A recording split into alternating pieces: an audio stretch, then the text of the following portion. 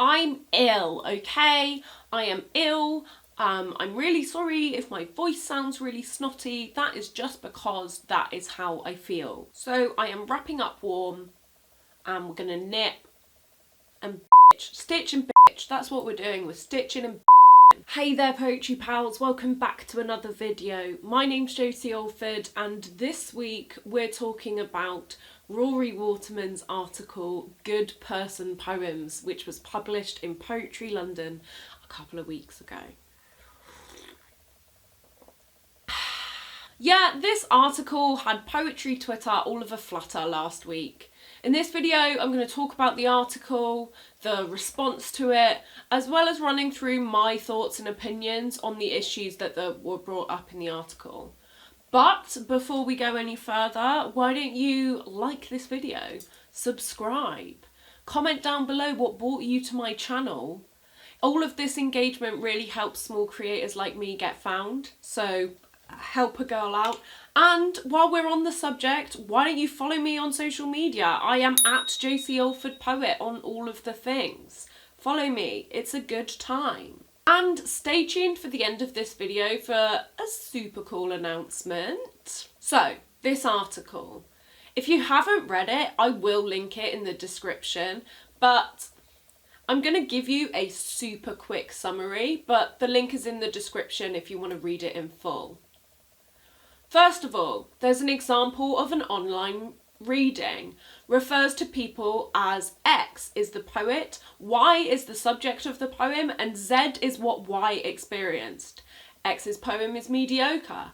X's poem only exists to make X look good. Rory says that all modern contemporary poems use the first person. Just to jump in and say, hashtag not all contemporary poets. He doesn't say all contemporary poets. He just acknowledges that there is a trend amongst contemporary poets to use the first person. Just to be clear, Rory, don't come for me. Okay, you can come for me on other points though. All right, bye. Centralising the poet and making it all about them. Rory goes on to say that he prefers poets who explore their flaws and in that gives contemporary poets as examples. Says that poets nowadays are too worried about coming across as problematic. Also says that these poets are not going to be read in 20 years' time. At no point does he talk about any topics specifically. So when he's like, oh, people talking about these topics, he doesn't actually say which topic is the issue. So there. That is my incredibly brief, purposefully terrible summary of it. Read the article if you're gonna comment being like, oh, Josie, meh. Go and read the article, the link is in the description. But yeah, that's basically it. If I could sum it up in one sentence, it would be like, poetry nowadays is too virtue signally and woke, and poets should be worse people.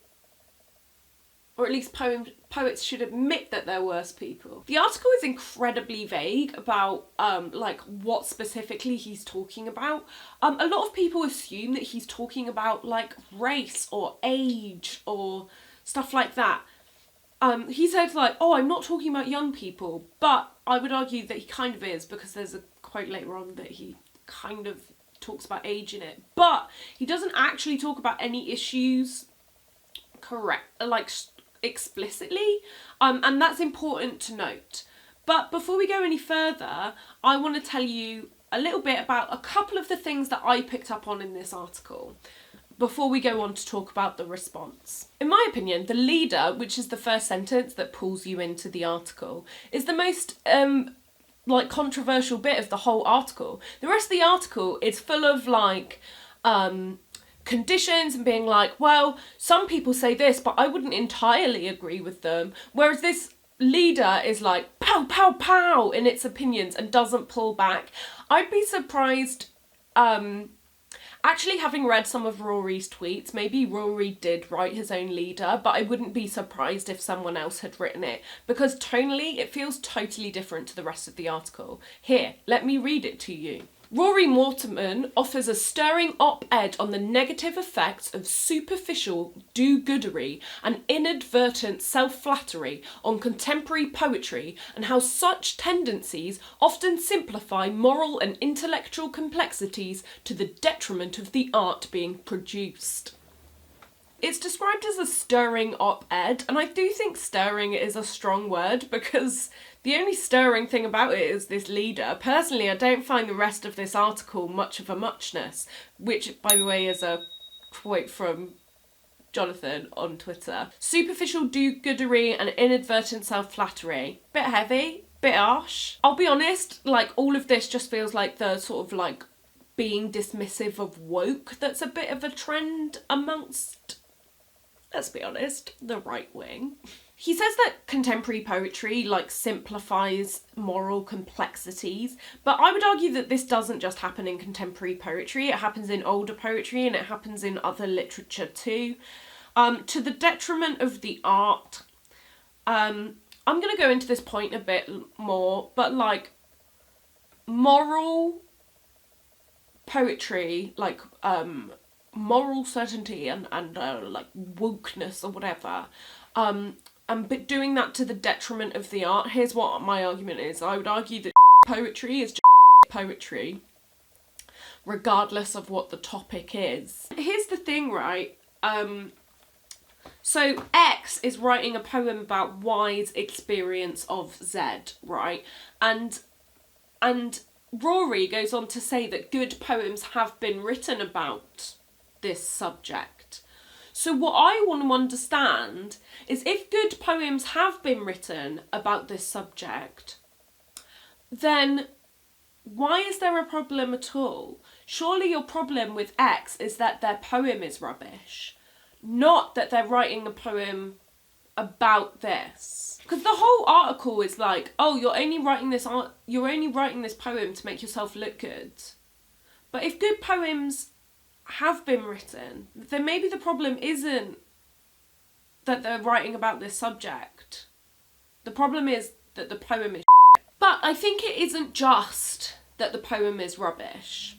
And I think that Rory does pick up on a good point here, which is that it's actually X is centering themselves in Y's experience, whatever that experience is, because Rory doesn't actually tell us.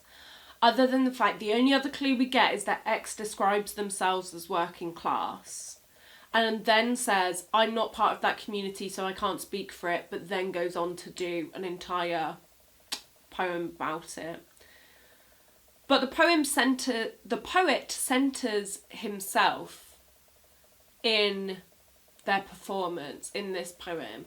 So I do think that Rory is getting to a point here, like, they're making a good point, but they're just not doing it very well. I can understand why people think he's talking about young people here, and here's why. He says about poems written on iPhones and Word docs, there really seems to be a hate for modern methods of writing, and there's definitely an element of, like, kids today. But he also, if you don't think that's enough, because, like, I remember seeing in one of Rory's tweets, like, people think I'm talking about young people and I'm not. But, like, he also uses the phrase, the ageist cult of newness.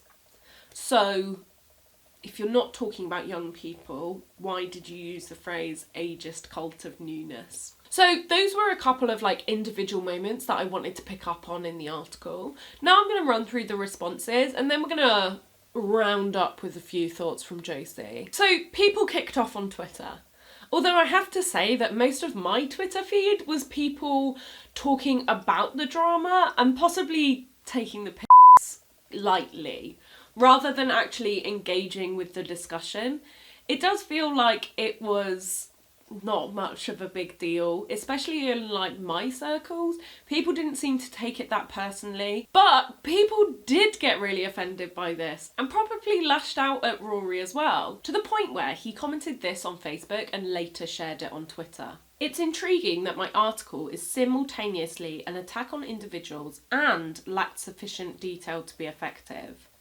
I'm on the lack sufficient details to be effective team. I wasn't naming names in order to be kind, because I was highlighting a tendency, and one not only amongst younger poets, but imagine the brouhaha if I'd done so.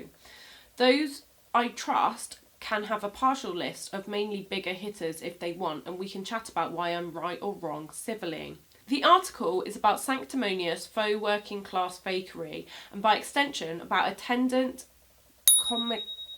attendant/concomitant behaviours and indirect self-congratulation when they occur, and is meant to be an encouragement to be bold and emotionally honest to yourself, whoever you are.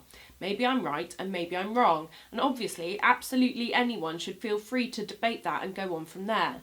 Maybe the tone isn't to anyone's taste, but it is an op-ed, a bit of a broadside. And if you think that's horrid enough by all itself, you might be right, and you might also want to read more widely. Honestly, telling someone who has criticised you to read more widely. But the wild suppositions that this is an attack on marginalised communities, etc., require rather extreme extrapolations and are intended only to burn an effigy of me wearing a Nazi uniform. Oh, Rory! This response is...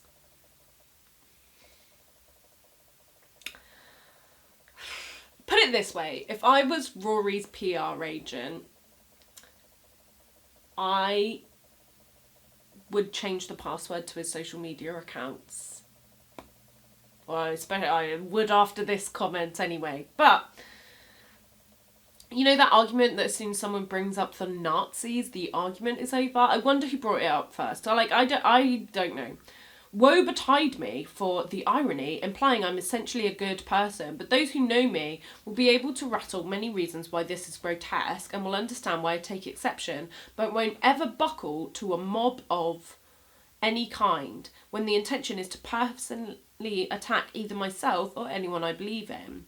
Nevertheless, someone with Miriam's sort of bullish and abusive tone, there are several across the platforms and I don't say it is her, I have no idea who it is, has decided to contact my employer to make that claim, which I take as a serious attempt to intimidate me and assassinate my character. It won't work. And I suspect anyone doing so probably sees themselves in the article and has adopted poetry as a bulwark to their own sense of self-worth and is neurotically defensive about having that challenged, however indirectly.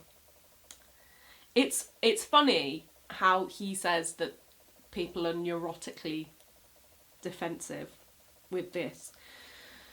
In other words, even my bit of journalism isn't perfect, or rather, even though it is not, I think there is evidently some truth to both its sometimes applicable diagnosis and the cause of the malaise it diagnoses. Who would want to risk such an assassination of character by presenting oneself as anything other than unimpeachable? Many younger writers especially would not. I'll take endless brickbats to move the dial for them because they matter to me. This is a cool bit. He responds to John's article. John's disagreement in blog form is a rare exception amongst the disagreements that I've seen, as it completely avoids ad hom and egregious character assassination. Power to his elbow. Basically, though I disagree with some of his extrapolations too, as I hope you might expect, John's a good egg, as far as I know. I was honestly going to read that comment out to be like, hey, look how messed up this is. Someone contacted his employer and that's really not cool. And it's really not cool. That article was so meh that it doesn't warrant contacting anyone about it. But here's what's weird, right?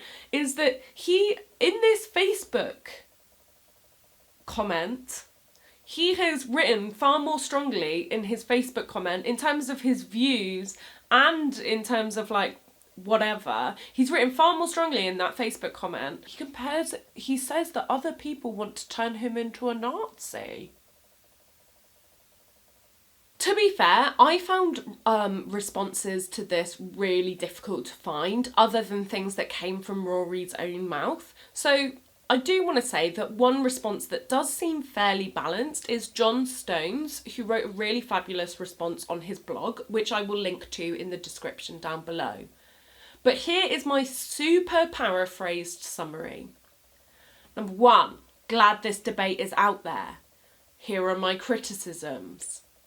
By not specifying which poets you're talking about, you are allowing people to fill in the blanks and decide what poems you are talking about. Poets can't speak to everyone, so that we're not going to identify with all poets. Being into flawed poets is just as virtual signally. Longevity, which means being read 20 years in the future, is a poor metric of worth. No one is actually certain. And is there a problem? And does Rory get it? Okay, I strongly recommend that you read John's article and Rory's in full, as my summaries are purposely bad, so don't come for me. But here are my thoughts to sum up on the whole situation. The article was lame and wasn't that controversial. I think Rory is chatting shit on social media to make him sound more controversial than he is, so that he can wear this badge of honour to be like, oh, look at me, I was cancelled by the left-wing mob. But I don't see it for you, Rory. The article wasn't that great. By being so unspecific about what he's talking about, you do allow people to openly misread it. I read it as talking about other people's trauma. That's what I thought it was when I read it. So maybe that says more about me. Oh my god, we should do a personality test where like you read Rory's article and what you think it is about says something about you. Having said that, the leader was the only controversial bit about it. He does not deserve the online abuse or people contacting his place of work because of this. Because the article was clickbaity and nonsense. He doesn't deserve any extra attention about this for his lukewarm takes.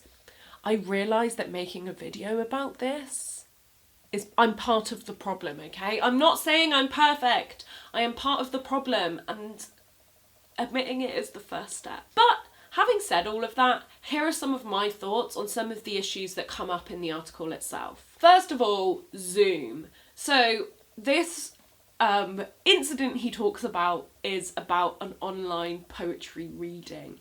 And I have to say, I have been to my fair share of online poetry readings, and it is hard for Zoom to not be a cringy experience. So I've been to online poetry events where it has been pre-recorded and we're all in like a chat box, and so like the cool thing about it being pre-recorded is that you're all like higher production quality. The bad thing is you're not actually interacting with the audience because it was pre-recorded and captioned weeks before the event itself. But like Zoom can be, it's been really nice to be able to connect with people and like attend events that I wouldn't normally be able to because they're not happening in Bristol or they're far away. So that's really nice. But Zoom or other online platforms are available is cringy. It is. I agree. And it is hard to do it. But that doesn't mean we shouldn't. I want to hear your favourite online events that you have been to. What's worked well? What don't you like? What is your favourite? Because I'll be honest, I think that it's a combination of picking the right platform and working with the platform to make something awesome. So yeah, what are your thoughts? Let me know, comments. Another thing is that these fashionable topics come and go and people have opinions on them. So people are always going to be like, oh, the trend in poetry today is this and I feel this about it. But the fact is that it's not the topics that are the problem. It's the way it's written. Because there are amazing poems written about horrendous subjects. But if they're written well and they're performed well, then there aren't any problems. You know? Does that make sense? I hope so. Poetry, art, music, creativity is a key way of how we understand the world around us. So there is going to be poetry about lots of different things, including difficult subjects. So topics are going to come and go depending on what is like the cultural zeitgeist, what is on society's mind. And poets and artists hold a mirror up to society's deepest insecurities and say, hey, we need to talk about this. So, or at least some poets do, some don't, and that's okay too. But that happens. That is what poetry is. And it's not just contemporary poets that do that. And like talking about those issues is fine. What critiquing people for talking about how we understand the world doesn't make sense. Instead, we should be talking about the technical aspects of poetry, its writing and its performance, how it's being said, not what is being said. I mean, aside from being deeply offensive, obviously, right? We understand that being deeply offensive is not the one. But when we're critiquing good person poems, critique it for what is bad about it. Critique it for the technique. Rory, if you're watching, if you don't have the words to, although you've got a lot of words, if you don't have the words to critique a poet's performance, there's actually quite a few fabulous new books that are about performance poetry and spoken word, and how you can take, you know, that sort of extra layer of poems on the page and how you can analyse a poem's performance as well. I will link to a couple down below so that you can read up on that, so that next time you want to critique a performance, you can do that rather than being like, oh, sanctimonious certainty, ageist new obsession, or whatever it is you were trying to say. Topics come and go that people aren't going to like. And I think this relates to what John was saying in his blog when he was like, humanity, you are not humanity, humanity is not you. There are going to be issues that resonate with some people that don't resonate with others. Your experiences aren't going to match all of humanity's. Don't be like, oh, this person's just trying to be woke, they're just trying to be a good person by talking about this subject, and that doesn't resonate with me. The only thing that resonates with me are poems about people being arseholes, which I appreciate your self-awareness there, Rory, like, fair play. But no, this goes back to this thing of like him going on and on about it being contemporary poetry, and then he uses Carrietta as an example with her prose poetry collection. Is that not contemporary poetry? Have I missed something? I don't get it. So what I want to know is, what do you guys think? Do you think good person poems are a problem?